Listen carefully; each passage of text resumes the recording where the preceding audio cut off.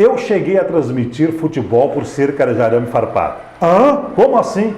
Transmitir futebol por cerca de arame farpado. Não é? Numa localidade interiorana onde a linha da CRT não chegava.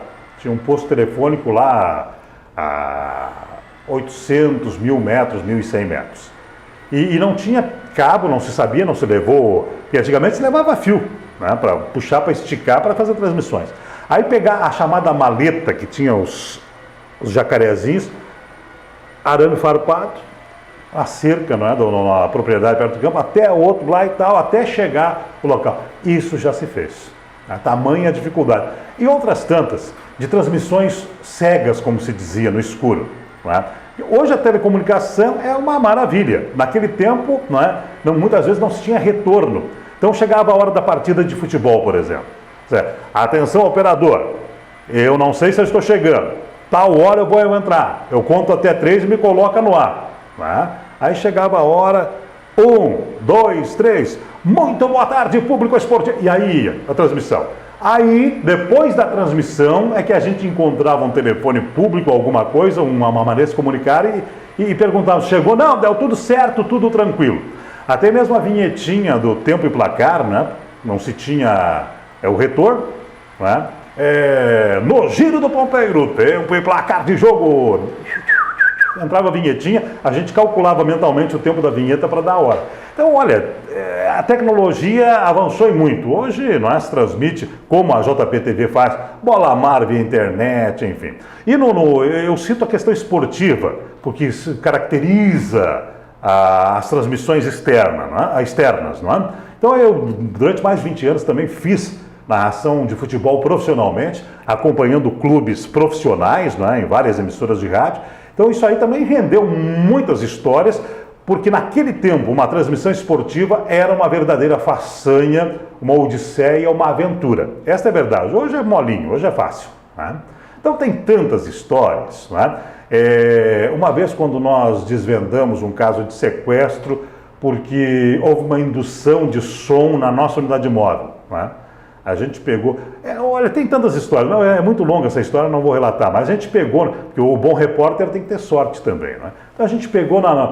Era tão precária a condição que a nossa unidade móvel não tinha filtros, entrava outros sons. E num desses sons a gente pegou a história do sequestro e solucionamos com a polícia. Então tem tantas histórias bacanas, outras nem tanto, mas muita história para a gente contar.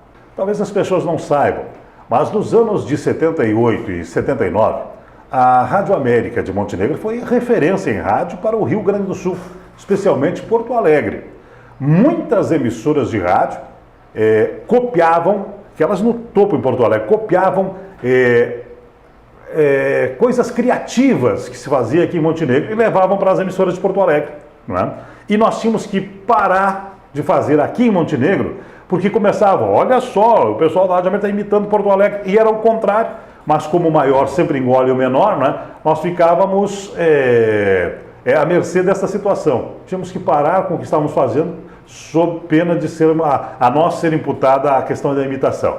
Mas tinha um pessoal com muita vontade naquela época, e o rádio que se fez em Montenegro foi muito bom. Eu recordo, certa feita, a Rádio Caiçara de Porto Alegre era o primeiro lugar no Ibope naquela época, que foi assim por muitos anos. Tinha a Rádio Caiçara, a Rádio Itaí, Rádio Difusora, Rádio União e outras tantas, mas a Caiçara era o primeiro lugar no Ibope. Certa vez me chamaram lá, né? Queriam me contratar. Aí quando se depararam com um menino de 14, 15 anos, aí desistiram, não, vamos deixar para mais tarde, daqui a 3 anos tu já tem 18 e tal. Eles não sabiam que eu era menor de idade. E naquela época eu fui chamado com 14 anos para a principal emissora de Porto Alegre, líder no Ibope, que era a Caiçara. Não é? E eu acabei não indo por causa da idade. E depois, claro, a nossa vida, cada dia é um dia diferente, aí os nossos caminhos foram para outros lados, então eu acabei não indo para a Rádio Caiçara, que 3 anos, 4 anos depois já era outra história também. Mas Montenegro foi referência. E daqui saíram comunicadores, né, para várias emissoras de outros municípios, outros estados, enfim, e gente que foi muito bem, né?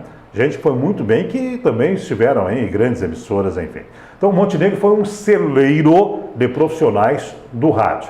E é importante marcar que nesses anos, em especial 77, 78 até meados de 79, nós fomos referência, inclusive para Porto Alegre. Mas por que até esse período? Bom, aí que depois a emissora sofreu algumas modificações na área de direção e tal, e cada um que chega para comandar uma emissora tem a sua verdade, tem essa maneira de conduzir a sua diretriz. E aí tudo aquilo que tinha sido construído com as mãos, com muito trabalho, dando resultado, foi destruído com os pés e com as orelhas grandes. Mas tem essas belas histórias do rádio em Montenegro.